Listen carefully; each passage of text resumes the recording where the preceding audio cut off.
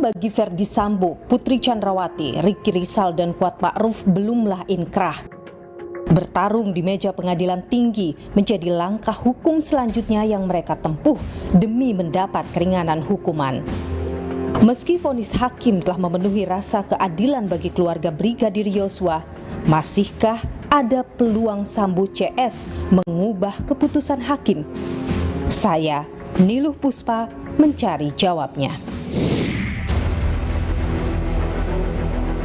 Menjatuhkan pidana kepada terdakwa tersebut, oleh karena itu dengan pidana mati.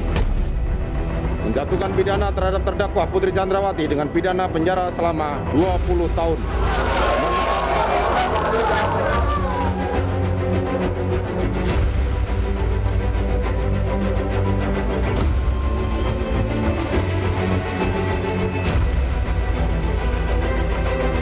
Vonis untuk Sambo itu sudah tepat dan hukuman mati itu tidak bisa dikurangi. Tentu kami harus mengawal karena kami sebagai keluarga daripada almarhum Yosua.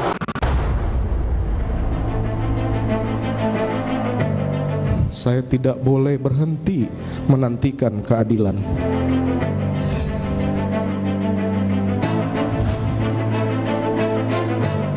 Prof, kalau melihat pledoi Ferdi Sambo itu kan dia sempat menyebutkan juga soal selama berkarir di kepolisian dia tidak pernah melakukan satu pelanggaran pun. Akankah kemudian hal-hal seperti itu dilihat, ditinjau lagi oleh hakim pengadilan tinggi? Bisa. Saya pun berpendapat seperti itu. Masa sekian puluh tahun di kepolisian karena pembunuhan seperti itu kemudian semua kebaikan sebelum itu menjadi hilang.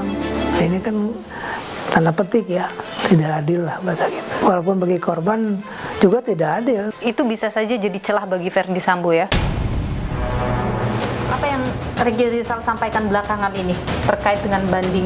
Dia bilang saya tidak ikhlas sama sekali. Bahkan menjalankan hari pun saya tidak ikhlas ketika saya difitnah seperti itu. Masih ada harapan dari Ricky maupun keluarga untuk bisa kembali ke Korps Bayangkara? Ferdi Sambo CS melawan vonis hakim. Tak puas atas keputusan vonis Majelis Hakim Pengadilan Negeri Jakarta Selatan, para terdakwa pembunuhan berencana Brigadir Yosua, Ferdi Sambo, Putri Chandrawati, Ricky Rizal, dan Kuat Ma'ruf ajukan banding ke Pengadilan Tinggi DKI Jakarta demi mendapat keringanan hukuman. Berkas perkara banding telah masuk dan pembacaan putusan akan dilakukan pada 12 April mendatang, terbuka untuk umum di Pengadilan Tinggi DKI Jakarta. Para terdakwa mendapatkan vonis lebih tinggi dari tuntutan jaksa. Ferdi Sambo divonis majelis hakim dengan hukuman mati. Putri Chandrawati divonis 20 tahun penjara. Sementara dua terdakwa lain, Ricky Rizal divonis 13 tahun dan Kuat Ma'ruf divonis 15 tahun penjara. Banding merupakan hak terdakwa untuk melakukan proses hukum lanjutan jika tak puas dengan vonis hakim. Dalam proses banding, majelis hakim akan kembali memeriksa seluruh aspek fakta persidangan, termasuk kemungkinan untuk memeriksa kembali para saksi jika dibutuhkan, hingga kemungkinan menghadirkan bukti tambahan. Itu berarti vonis bagi para terdakwa belumlah final, termasuk vonis mati bagi Ferdi Sambo. Mungkinkah masih ada harapan bagi mereka agar vonis ini berubah? Vonis untuk Sambo itu sudah tepat. Karena ancaman maksimal untuk pembunuhan berencana itu memang hukuman mati. Dan hukuman mati itu tidak bisa dikurangi karena berdasar fakta persidangan tidak ada satupun yang meringankan. Karena ada 3 kemungkinan, Mbak, putusan banding itu. Menguatkan putusan pengadilan negeri, merubah putusan pengadilan negeri, ataupun merubah, menambah, mengadili sendiri terhadap putusan di banding. Yang jelas Ferdi Sambo CS saat ini tengah berjuang untuk bisa mendapatkan keadilan bagi dirinya dan bisa saja memakan waktu yang cukup panjang. Maka ada pihak menyebut kemunculan KUHP baru yang akan resmi berlaku pada 2 Januari 2026 akan jadi angin segar bagi Ferdy Sambo untuk lolos dari hukuman mati jika upaya hukum lanjutannya belum juga selesai hingga 2026. Mungkinkah?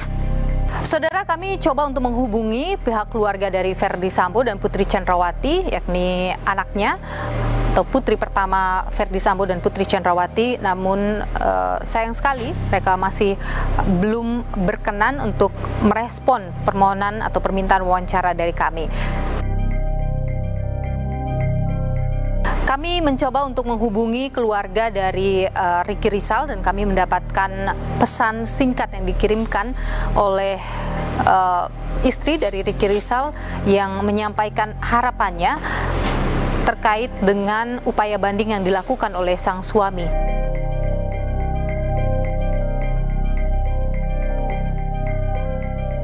Lantas bagaimana proses sidang banding bagi Ferdy Sambo dan juga kawan-kawan?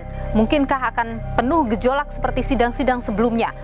Dan mungkinkah akan muncul fakta persidangan baru yang bisa memengaruhi pertimbangan hakim dalam tingkat banding di Pengadilan Tinggi DKI Jakarta? Saya akan menganalisis seperti apa prediksi dari sidang banding Ferdy Sambo dan kawan-kawan bersama pakar hukum pidana Universitas Padjadjaran Profesor Romli Atmasasmita. Ikuti saya, saudara.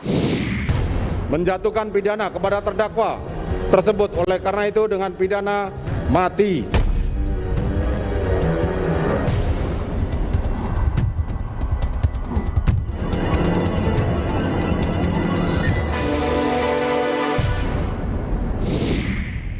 Saudara, Ferdy Sambo CS akan menghadapi sidang putusan atas bandingnya pada 12 April mendatang. Mungkinkah dan adakah peluang bagi Ferdy Sambo CS bandingnya diterima oleh hakim? Kita perbincangkan hal ini, saudara, bersama dengan pakar hukum pidana Universitas Padjadjaran Profesor Romli Atmasasmita.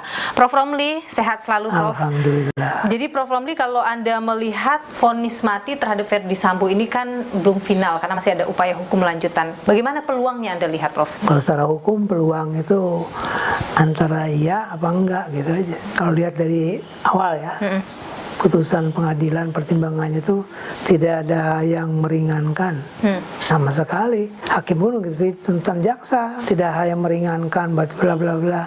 Saya kira kalau nanti tidak akan berani melampaui atau mengurangi apa yang terjadi di pengadilan negeri. Kalau dikatakan tidak ada hal yang meringankan disebutkan oleh hakim Pengadilan Negeri Jakarta Selatan, bisakah itu kemudian ditinjau ulang oleh hakim atau dilihat kemudian berbeda pendapat, Prof?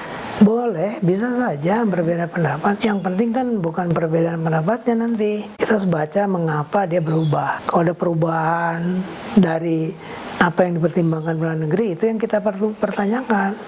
Kuatkah itu alasan untuk mengatakan dia ada hal meringankan atau dia tidak pantas dihukum mati gitu.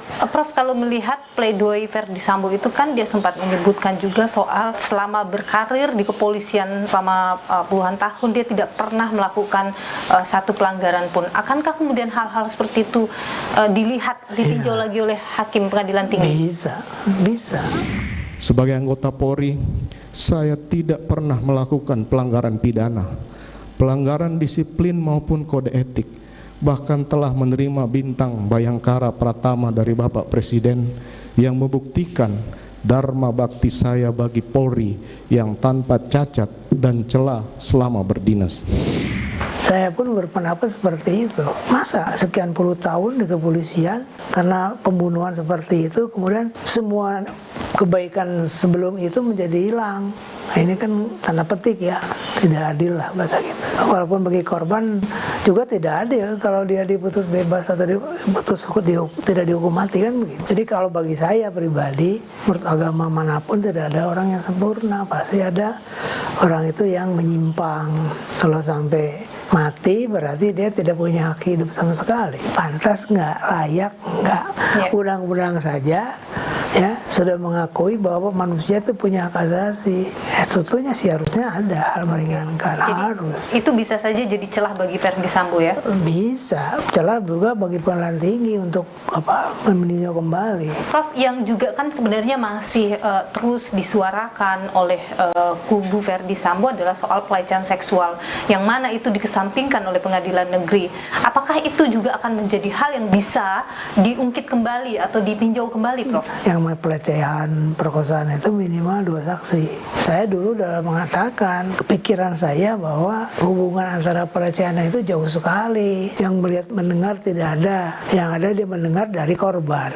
Itu lemah, sangat lemah. Jadi tidak bisa lagi dipertimbangkan. Jadi PC tidak bisa dong menggunakan kembali misalnya menjadikan itu sebagai banding untuk dapat penurunan hukuman kalau Anda lihat. Pelecehan itu tidak bisa dijadikan motif secara hukum. Nah, yang belum bisa diungkapkan oleh pengadilan itu bahwa fakta persidangan mendukung adanya pelecehan dan ada hubungan antara pelecehan dengan pembunuhan. Makanya saya bertanya dari dulu, ini Sambo ada apa ya sebetulnya? Oke, masih jadi tanda tanya. Ya iyalah, orang dekat setiap hari ada di rumah, nginep di rumah, sangat baik hubungannya, tiba-tiba ada laporan pelecehan tapi kok dibunuh.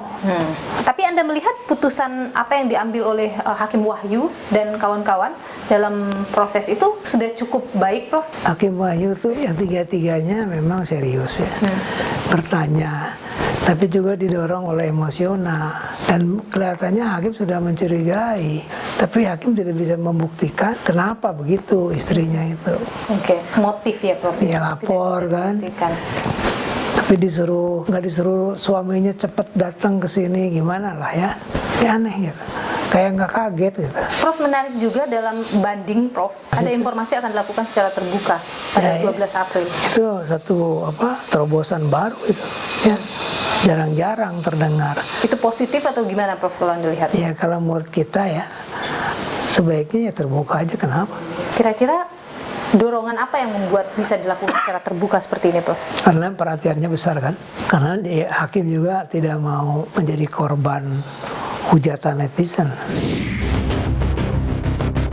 Menjatuhkan pidana kepada terdakwa dengan pidana mati. Selain banding kan masih ada tahap kasasi ya, Prof? Kasasi, PK. Sampai dengan tingkat gerasi. Anda melihat Sambo akan memanfaatkan semuanya ini untuk mengulur waktu sampai 2026, karena 2026 itu akan berlaku KUHP baru.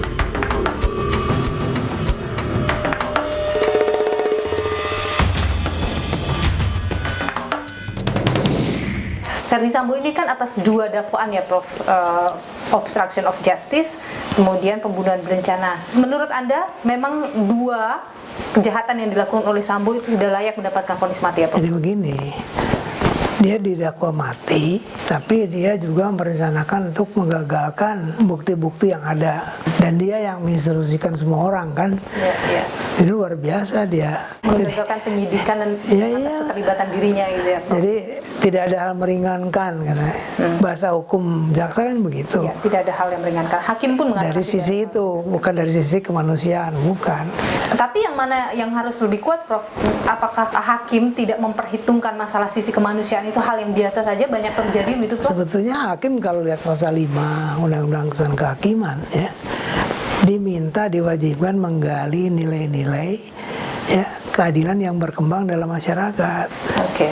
Makanya putusan hakim terakhir Wahyu, pertimbangan bahwa justice kolaborator menjadi bagian dari pertimbangan itu termasuk kemanusiaannya di sana. Oke. Sebetulnya Melihat perkembangan bukan pada pelakunya, pada korban, pada si Eliezer yang disuruh nembak. Jadi sudah masuk sebenarnya masalah Sebetulnya pertimbangan kehidupan sosial itu ya Prof? ya, bahkan saya berpikir ke depan kira-kira ada kasus yang sama, perintah jabatan seperti itu pertimbangan Eliezer bisa digunakan. Selain banding kan masih ada tahap kasasi ya Prof? Kasasi, PK. Sampai dengan tingkat gerasi. Anda melihat Sambo akan memanfaatkan semuanya ini untuk mengulur waktu sampai 2026 karena 2026 itu akan berlaku KUHP baru. Kalau Sambo berpikir sekarang gimana gua bisa keluar dengan cara apapun, wajar. Oke. Ya pasti dilakukan. Dan KUHP baru ini memberi peluang besar bagi Sambo untuk bebas dari hukuman mati itu. Kalau saya baca perbandingan hukuman mati di KUHP dengan sekarang, jauh bedanya. Undang-Undang 45 ada hak hidup, ada mulai pekerjaan dan sebagainya. Jadi intinya nggak boleh hukuman mati, dan itu pun penalti ya, death penalty itu konvensi internasional PBB saya sudah membuat aturan bahwa hukuman mati harus dihapuskan. Ditambah protokol, ada lagi protokol namanya tambahan terhadap konvensi, disebut jika satu negara masih menggunakan hukuman mati maka diminta secara berangsur-angsur untuk menghapuskan hukuman mati. Jadi berangsur-angsur, nggak langsung dek. Nah Indonesia nih mati boleh secara hukum, tapi faktualnya harus hidup 10 tahun dengan persetujuan pemidanaan dari KUHP yang baru. Salah satu adalah tobat. Nah tobat itu 10 tahun dikasih waktu, dan itu yang menentukan tuh presiden nanti. Oke. Atas usulan Kementerian Kehakiman, Kejaksaan. Menkumham itu akan memberikan nama-nama begitu ya Prof, Iya, dan kepada Jaksa Presiden Agung. untuk menentukan apakah apakah ini proses 10 tahun dia layak dihukum ya atau itu tidak. mereka pertimbangannya. Mudah-mudahan ya Menteri Hukum HAM-nya nanti Jaksa Agungnya udah benar-benar lurus. Jadi bisa ada peluang untuk main mata dong Prof Ya di situ iya, kenapa enggak? dengan KUHP baru ini. Iya, tergantung integritas Jaksa Agung dan Menteri Hukum HAM. Semua kemungkinan itu bisa terjadi kok di Indonesia. Oke, jadi KUHP baru yang akan digunakan nanti pada Februari 2026 akan jadi pintu masuk bagi Verdi Sambo lolos hukuman mati, Prof? Oh iya, bisa. Kasasi aja bisa 2 tahun. 3 tahun lagi 2026. Iya. 3 tahun itu masih dalam kurun waktu banding, kasasi, PK, bahkan gerasi. Jadi Sambo kemungkinan masih bisa mati bersyarat. Jadi 2026 kemungkinan saja Sambo masih mengajukan PK, belum gerasi bahkan. Belum. Ketika kita berbicara soal KUHP baru, Ya. Kemudian KUHP baru ini dianggap justru malah berpihak kepada pelaku kejahatan karena tadi tidak ada hukuman mati, adanya ada masa percobaan. Anda sendiri bagaimana melihat KUHP baru ini, Prof? Perubahan yang terbesar adalah pertama dia menempatkan HAM di atas semuanya, bukan hak saja tapi juga kebebasan dan juga tanggung jawab. Jadi hak manusia itu harus dilihat dari segi saya punya hak loh untuk bebas bicara, tapi Anda juga punya tanggung jawab untuk tidak bebas berbicara, ada aturan. Jadi Indonesia tidak menganut HAM yang universal. Kita menganut HAM-nya yang bersifat parsial, terbatas, disesuaikan dengan situasi, kondisi, budaya masyarakatnya. Jadi kita nggak salah banget dengan KUHP sekarang ini ya, seperti itu. Artinya hukuman mati tetap mau dihapus, ditadakan, tapi cukup di tengah aja bersyarat. Padahal itu nantinya ujung-ujung nanti kapan nggak tahu pasti hilang hukuman mati. Oke, jadi akan mengarah ke sana. Iya, cuman satu kan yang saya pikir sebagai kriminolog, saya juga kriminologi dulu, gimana kalau residif, pengulangan kejahatan. Kalau saya melihat ya persentase residif ya sekarang yang terjadi itu tidak lebih dari 5% ya, 0,0 sekian persen, jadi nggak khawatir. Jadi justru dengan KUHP yang baru ini, kata lain selama 10 tahun tuh dia ya tobat lah, menyesali lah paling nggak. Jadi ada sisi positifnya juga. Ya. Tapi perlukah ada misalnya Prof bagi kasus tertentu atau kejahatan tertentu yang itu tidak bisa diberikan? Nah, jadi di masa KUHP percobaan yang baru, hakim kan orang yang bebas menentukan, mempertimbangkan. Dalam KUHP enggak. Hakim wajib mempertimbangkan 11 faktor non hukum sebelum memutus. Jadi walaupun secara hukum ini udah salah, hakim harus pertimbangan yang 11. Salah satu daripada itulah yang 11. Kalau itu enggak ada, nanti pengacara bisa mengatakan tuh putusan gagal, cacat. Jadi kekuasaan kehakiman itu tidak dalam pengertian yang senyatanya nggak ada yang namanya independen itu, karena diberi batas-batasan faktor non hukum selain hukum. Jadi kemudian saya keadilan kemungkinan akan lebih berpihak pada pelaku. Misalnya riwayat hidup pelaku mesti dibaca sama hakim. Ya, kedua pemaafan. Nah, seperti si Eliezer minta maaf itu masuk pertimbangan. Kalau berpihak pada pelaku, artinya KUHP ini jadi gini, tidak, itu kan syarat. Kalau dipenuhi, kalau tidak dipenuhi ya enggak dong. Ya pasti kan. Jadi cara pandang kita itu jadi benar-benar keseimbangan antara pelindungan pelaku dan korban itu termasuk. Baik. Misalnya si pelaku mencuri, diperiksa-periksa keadaan ekonominya memang morat-marit, orang tuanya nggak kerja, dia sendiri dari kecil, bisa dipertimbangkan bahwa ini dikurangi atau dibebaskan malah. Walaupun secara hukum 362 dipenuhi pasal pencurian. Jadi hakim sekarang lebih berat karena dia harus mempelajari sosial, ekonomi di luar hukum. Jadi ketelitian, kecerdikan hakim juga di sini diuji. Oh, luas sekali hakim. Makanya nantinya berdampak terhadap menurut saya efisiensi perkara lama. Jadi semakin lama orang mendapatkan kepastian hukumnya, Prof. Ya, semakin lama kemungkinan keadilan semakin berat juga buat polisi, jaksa, hakim. Makin berat. Dengan KUHP baru. Oh, berat. Profesor Romli Atmasasmita, pakar hukum pidana Universitas Padjadjaran. Terima kasih Prof sudah memberikan pandangan sama-sama. di Niluh, sehat selalu. Begini, kalau kita lihat hakim yang menyidang atau banding dari Verdi Sambo ini, diantaranya itu adalah Singgih Budi Prakoso ya.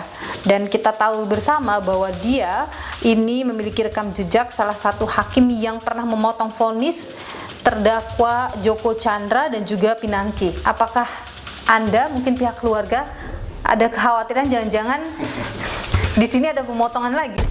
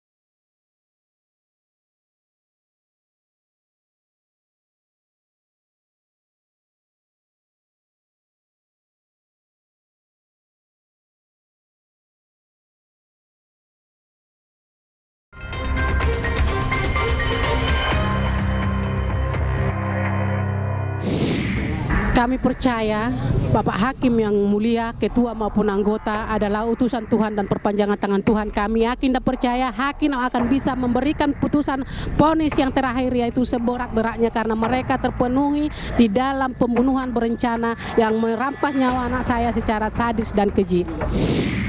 Saudara, keluarga Brigadir Yosua berkomitmen akan mengawal proses hukum Verdi Sambo dan juga istrinya Putri Chandrawati, terdakwa lain juga yakni Kuat Ma'ruf dan Ricky Rizal sampai putusan ini dinyatakan inkrah karena proses hukum lanjutan masih terus dilakukan oleh Verdi Sambo CS. Lantas saudara, bagaimana tim kuasa hukum dan juga keluarga melihat proses banding dan kemungkinan Verdi Sambo bisa lolos dari hukuman mati ini? Kita tanyakan pada kuasa hukum keluarga Brigadir Yosua, ada Pak Yohanes Raharjo di sini. Pak Yohanes, terima kasih sudah bersama Niluh, sehat selalu Pak. Terima kasih Niluh. Jadi Pak, kalau misalnya melihat apa yang proses saat ini berjalan, 2 hari lagi, tanggal 12 April. Untuk putusan bandingnya akan dibacakan oleh Hakim Pengadilan Tinggi Negeri. Sudah komunikasi dengan pihak keluarga seperti apa yang mereka harapkan? Tentunya dari pihak keluarga juga mengharapkan dan menginginkan paling tidak hakim tingkat kedua, hakim majelis banding akan menguatkan putusan Hakim Pengadilan Negeri Jakarta Selatan. Kalau menurut kami, Hakim Pengadilan Tinggi tentu akan menguatkan menurut kami. Kenapa Anda yakin itu akan menguatkan? Karena begini, saya tidak melihat adanya kriteria syarat tadi, sehingga kami yakin majelis banding akan menguatkan. Tim majelis hakim Jakarta Selatan, dia sudah mempertimbangkan, merumuskan unsur-unsur tindak pidana secara sistematis, secara detail, ya, sehingga tidak ada celah-celah lain. Tapi kalau misalnya begini, ada misalnya pembicaraan begini, Verdi Sambo dalam putusannya itu sama sekali hakim tidak mempertimbangkan soal hal-hal baik, misalnya bagaimana ia berkarir seperti yang di pleidoinya itu. Mungkin saja itu bisa dibawa oleh tim Verdi Sambo ke pengadilan tinggi. Bagaimana Anda melihat kalau soal itu? Itu semua sebetulnya tergantung dari memori banding yang diajukan para terdakwa. Namun demikian, mengingat dalam persidangan itu kita lihat eksepsi pledoi dan dalam persidangan pembelaan-pembelaan dari tim penasihat hukum para terdakwa ini, saya lihat tidak fokus ke unsur dakwaannya, bahkan dia melebar ke tindak pidana pemerkosaan dan lain-lain. Itu yang saya yakin maka ini sangat sia-sia ya. Gitu. Jadi Anda melihat kalau misalnya kita tahu ya dalam persidangan bahwa pelecehan seksual pada PC itu selalu disebutkan dan selalu dijadikan sebagai motif dari adanya pembunuhan itu, Anda menilai itu tidak akan diperhitungkan oleh Hakim Pengadilan Tinggi? Betul, itu akan sia-sia dan obskur libel. Karena apa? Di dalam tindak pidana pembunuhan berencana yang harus dibuktikan ada unsur-unsur pembunuhan berencananya, bukan tindak pidana lain. Pada Putri Chandrawati misalnya, itu yang digunakan bagaimana? Itu justru yang akan menjerumuskan para terdakwa. Sejak awal Putri Chandrawati sudah menuduh bahwa Yosua itu melakukan pelecehan seksual, sementara ini adalah kasus pembunuhan berencana. Meskipun itu dijadikan alasan sebagai motif ya? Sebagai motif, hanya sebagai pengantar. Begini, kalau kita lihat hakim yang menyidang banding dari Verdi Sambo ini, diantaranya itu adalah Singgih Budi Prakoso ya. Dan kita tahu bersama bahwa dia ini memiliki rekam jejak salah satu hakim yang pernah memotong vonis terdakwa Joko Chandra dan juga Pinangki. Apakah Anda, mungkin pihak keluarga, ada kekhawatiran jangan-jangan di sini ada pemotongan lagi? Kekhawatiran itu sebagai manusia pasti ada ya, mengingat bahwa di dalam proses banding ini kita tidak bisa melihat sejauh mana proses persidangannya, sejauh mana nanti putusannya. Putusan mendatang tanggal 12 April kami juga mendengar akan dibuka untuk umum. Itu juga menarik. Sangat bagus. Kan kita tahu ya bahwa ada informasi-informasi yang beredar di luar sana bahwa Verdi Sambo ini masih berupaya untuk bisa lolos dari hukuman mati dengan berbagai cara. Mungkin masih melakukan lobby-lobby, mungkin juga masih melakukan ancaman-ancaman, mungkin saja. Ini karena kemungkinan ya. Apakah Anda juga mendengar hal-hal seperti itu, atau tim dari kuasa hukum dan keluarga mendengar hal-hal seperti itu? Itu hal yang biasa dan lumrah yang dilakukan oleh para terdakwa siapapun. Namun demikian, selalu ingat bahwa di dalam putusan pidana, hakim tingkat pertama itu sudah melihat khususnya yang terdakwa Verdi Sambo. Di situ itu tidak ada satu hal pun yang meringankan. Sehingga bagi terdakwa Ferdi Sambo di tingkat kedua ini sangat berat. Kecuali ada penyesalan. Dan Anda tidak melihat ada penyesalan? Saya selama ini tidak melihat adanya penyesalan yang tulus dari para terdakwa. Kalau misalnya berandai-andai saja banding Ferdi Sambo diterima, putusan pengadilan negeri dikoreksi menjadi tidak seumur hidup misalnya, apakah pihak keluarga akan melakukan tindakan lanjutan atau seperti apa? Dari pihak keluarga sekarang sudah diwakili oleh jaksa, ya. Kami akan minta dan mengharapkan jaksa nanti juga akan melakukan kasasi, gitu. Apabila memang putusannya lebih ringan dari putusan tingkat pertama. Anda sampai kapan akan mengawal pihak keluarga? Tim kami akan mengawal sampai ini putusan inkrah. Putusan ini sudah dapat dilaksanakan. Adakah kekhawatiran dari pihak keluarga bahwa karena nanti ada KUHP baru, Ferdi Sambo ini bisa saja lolos dari hukuman mati? Mengingat KUHP yang baru itu, hukuman mati itu diatur bahwa ada namanya masa percobaan 10 tahun. Ferdi Sambo di dalam putusan tingkat pertama tidak ada hal-hal yang meringankan. Sehingga pelaksanaan masa percobaan menurut saya agak kecil kemungkinan. Gitu ya. Jadi Anda tidak melihat itu bisa digunakan tidak bisa digunakan. Menjadi celah untuk lolos hukuman mati, tidak bisa dilakukan. Tidak bisa dilakukan. Sepanjang hukum di Indonesia yang berlaku secara positif mengatur hukuman mati, KUHP yang lama dan maupun KUHP yang baru ada hukuman mati, berarti kita harus mengakui adanya hukuman mati. Di dalam KUHP baru maupun di Undang-Undang Gerasi kan syarat pelaksanaan hukuman mati apabila gerasi ditolak. Nah, sekarang pertanyaannya kapan terdakwa mengajukan gerasi? Sekarang proses hukumnya masih panjang ya. Setelah banding, kalau tidak sepakat juga bisa masih lanjut ke kasasi. Masih kasasi, dari kasasi masih bisa PK lagi. Upaya hukum PK. Baru kemudian mungkin upaya terakhir adalah gerasi. Baik, Pak Yohanes Raharjo, kuasa hukum dari keluarga Brigadir Yosua, terima kasih sudah memberikan informasi dan juga pandangan di Milu. Sehat selalu Pak Yohanes. Amin, terima kasih. Masih ada harapan dari Ricky maupun keluarga untuk bisa kembali ke Korps Bayangkara? Belum di sidang etik juga sampai sekarang kan?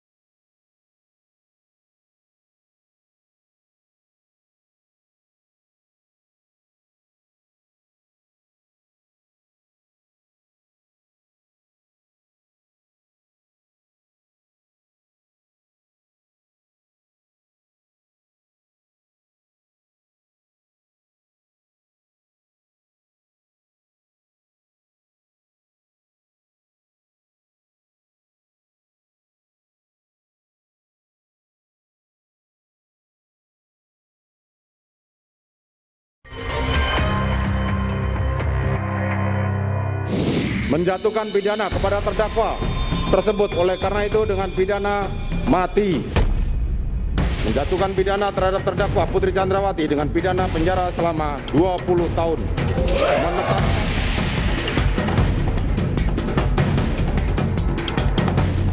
Karenanya, saya tidak boleh berhenti menantikan keadilan. Tentu kami harus mengawal karena kami sebagai keluarga daripada almarhum Yosua.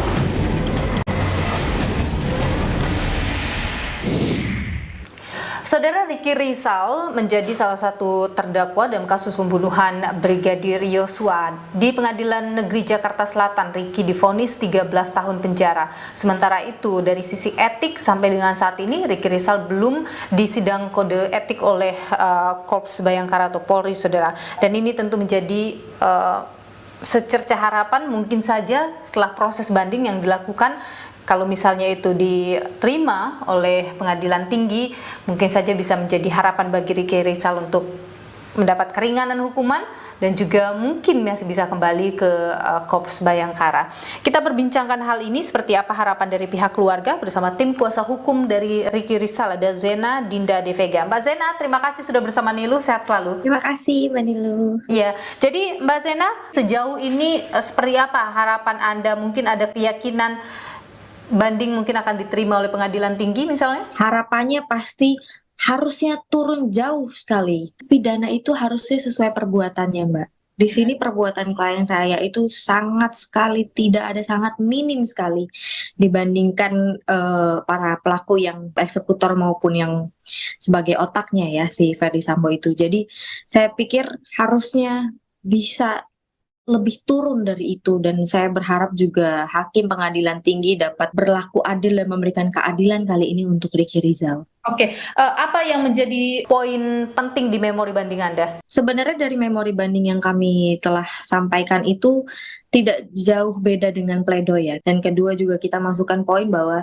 Ketua Majelis Hakim kemarin itu juga sudah berlaku atau melanggar kode etik saat persidangan, Mbak Nilu. Sudah menjustifikasi. Kan kita tuh ada asas praduga tidak bersalah. Seharusnya hakim tidak bisa memperlihatkan keberpihakannya atau menjustifikasi secara langsung terdakwa seperti itu, Mbak ya. Menitik beratkan ke Ricky Rizal tuh seolah-olah bohong. Padahal jangan samakan posisi Ricky Rizal dengan Richard Eliezer. Begitu. Ini sangat sudah berbeda. Jadi jangan harus disamakan, harus satu suara, padahal posisinya saja sudah berbeda. Jadi kalau tadi Anda mengatakan harus jauh di bawah daripada vonis Pengadilan Negeri Jakarta Selatan, Anda merasa yang paling adil untuk Ricky Rizal itu berapa tahun? Kalau saya merasanya harusnya bebas, Mbak. Harusnya bebas. Kenapa Anda begitu yakin? Padahal kalau misalnya kita lihat dalam putusan oleh Majelis Hakim Pengadilan Negeri Jakarta Selatan, kan di sana disebut bahwa ia turut serta begitu dalam proses itu, mengetahui dan turut serta membantu. Betul. Nah, itu lagi yang kita kan juga rincikan lagi dalam memori banding, kita buka lagi fakta persidangan, apakah itu yang disebut turut serta saat sudah menolak, kita sertakan lagi semua keterangan saksi, keterangan sesuai bukti-bukti juga, apakah itu yang disebut dengan turut serta. Makanya itu kita buka semua di memori banding, apakah itu ada persamaan kehendak, meeting of point, atau semuanya dari unsur-unsur turut serta itu sebenarnya Ricky Rizal sebenarnya sudah terpatahkan dari semua fakta persidangan. Seperti itu yang kita uraikan. Oke, jadi Anda merasa bahwa Hakim Pengadilan Negeri Jakarta Selatan ini ada keberpihakan sejak awal, sudah tidak objektif sejak awal. Betul. Ricky kan setelah pembacaan vonis itu sempat menyatakan ya pada publik bahwa ia tidak ada niat untuk membunuh Yosua. Saya tidak pernah mempunyai niat dan kehendak untuk membunuh Yosua, dan saya tidak bertemu. Proses Apa yang sebenarnya Ricky ingin sampaikan dengan mengeluarkan statement itu? Karena memang dia tidak pernah ada niat seperti itu gitu, Mbak. Bahkan waktu ditanyakan oleh Ferdy Sambo aja, dia sudah menolak. Bahkan menolaknya bukan hanya menembak, maupun membackup, mengamankan seorang jenderal aja dia sudah tolak gitu. Itu butuh suatu nyali yang besar untuk menolak seorang jenderal bintang 2, bahkan dia seorang bribka. Makanya dia bilang dia tidak ada niat, apalagi dengan ada kata yang ingin menabrakkan mobil. Setelah vonis kemudian mengurus untuk banding ini, Anda sempat bertemu dengan Ricky Rizal. Apa yang Ricky Rizal sampaikan belakangan ini terkait dengan banding? Mas Ricky sempat ngomong, kalau saya memang melakukan perbuatan yang dituduhkan kepada saya seperti ini, yang asumsi-asumsi yang keluarlah, yang di media maupun di putus pertimbangan majelis hakim maupun tuntutan, dia akan ikhlas nih. Tapi dia bilang, saya tidak seperti itu Mbak. Tidak ada sedikit pun yang fitnahan dalam pertimbangan majelis hakim, asumsinya maupun asumsi dalam tuntutan jaksa tidak pernah ada dia seperti itu. Makanya dia bilang, saya tidak ikhlas sama sekali. Bahkan menjalankan sehari pun saya tidak ikhlas ketika saya difitnah seperti itu. Dia merasa difitnah. Dan tentunya harapannya di banding ini dia bisa mendapatkan keadilan. Makanya dia bilang, saya terus berdoa, memohon, berharap kepada Hakim Pengadilan Tinggi DKI Jakarta untuk memberikan keadilan yang seadil-adilnya untuk Mas Ricky Rizal. Masih ada harapan dari Ricky maupun keluarga untuk bisa kembali ke Korps Bayangkara? Belum di sidang etik juga sampai sekarang kan? Harapan Mas Ricky tentunya masih sebagai polisi gitu ya Mbak ya. Tidak di PTDH atau bagaimanapun nanti sidang kode etiknya. Namun harapan keluarga juga menyampaikan bahwa harapannya putusan Hakim Pengadilan Tinggi DKI Jakarta dapat memberikan jauh lebih turun daripada putusan pengadilan negeri kemarin. Keluarga merasa bahwa Mas Ricky sudah menyampaikan secara jujur apa yang ia rasakan, apa yang ia alami, apa yang ia lihat, apa yang ia dengar, itu sudah Ricky Rizal sampaikan di persidangan. Keluarga berharap agar bisa kembali lagi berkumpul dengan Ricky Rizal. Kalau misalnya ternyata memori banding itu ditolak, menguatkan justru putusan pengadilan negeri, masih akan terus lanjut Mbak di tahapan selanjutnya? Kami akan mengajukan kasasi Mbak. Kami akan terus berjuang untuk Mas Ricky untuk mendapatkan keadilan. Mbak Zena Dinda De Vega, terima kasih sudah berbagi informasi dan juga pandangan di Nilu. Sehat selalu Mbak Dinda, kuasa hukum dari Ricky Rizal. Pembacaan putusan banding Verdi Sambo dan kawan-kawan akan dilakukan pada Rabu mendatang. Pengadilan Tinggi DKI Jakarta telah menyiapkan sejumlah hakim yang mengawal persidangan ini. Ada sejumlah fakta menarik dalam sidang perkara banding nanti. Berikut ulasannya untuk Anda.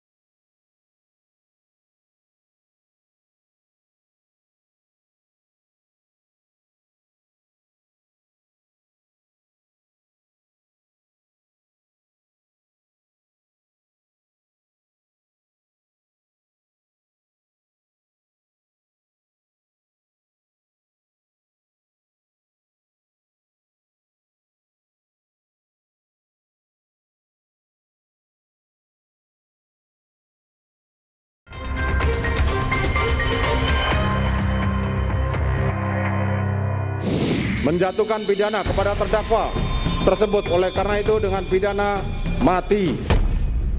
Menjatuhkan pidana terhadap terdakwa Putri Chandrawati dengan pidana penjara selama 20 tahun.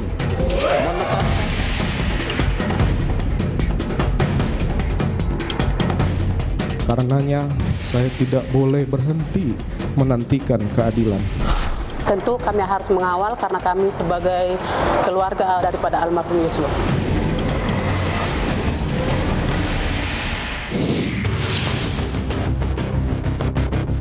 Persidangan kasus pembunuhan berencana Brigadir Yosua di Pengadilan Negeri Jakarta Selatan memang telah berakhir.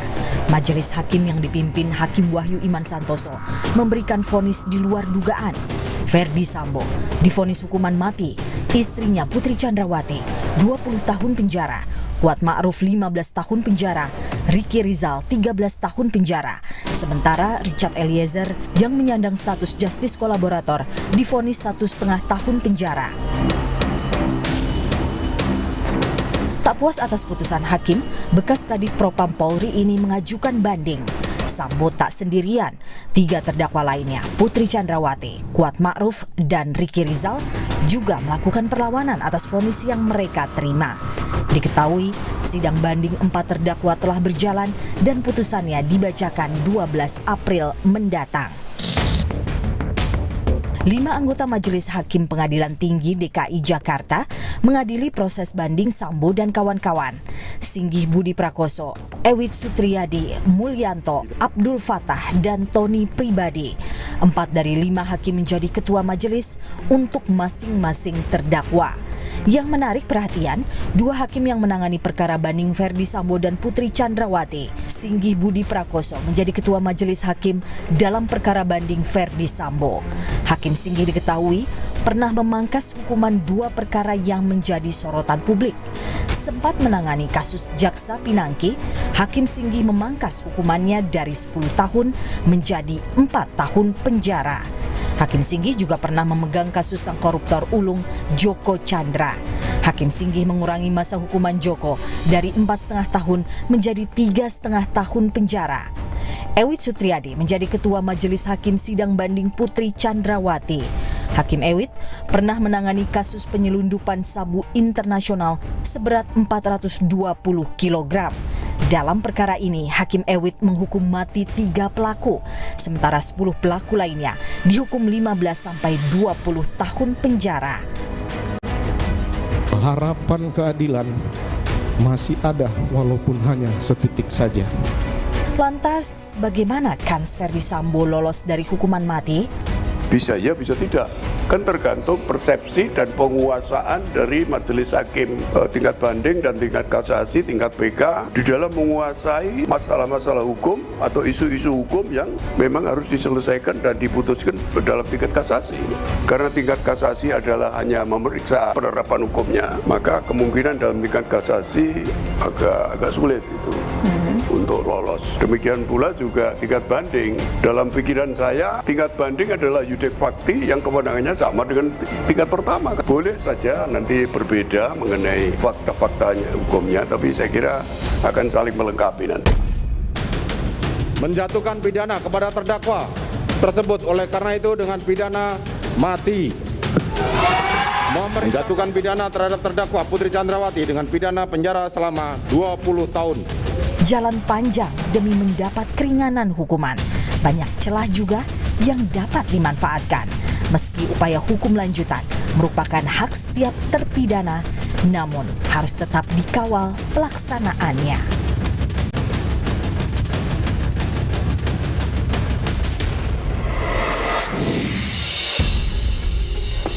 Lembaga peradilan memberikan kesempatan para terdakwa melawan vonis jika dirasa belum memenuhi rasa keadilan bagi mereka. Proses banding ini bisa jadi upaya pelaku tindak kejahatan lolos dari hukuman yang seharusnya mereka dapatkan. Maka, integritas institusi peradilan harus dijaga dan dikawal hingga final, agar pelaku kejahatan mendapat ganjaran seadil-adilnya. Saya, Niluh Puspa, sampai jumpa.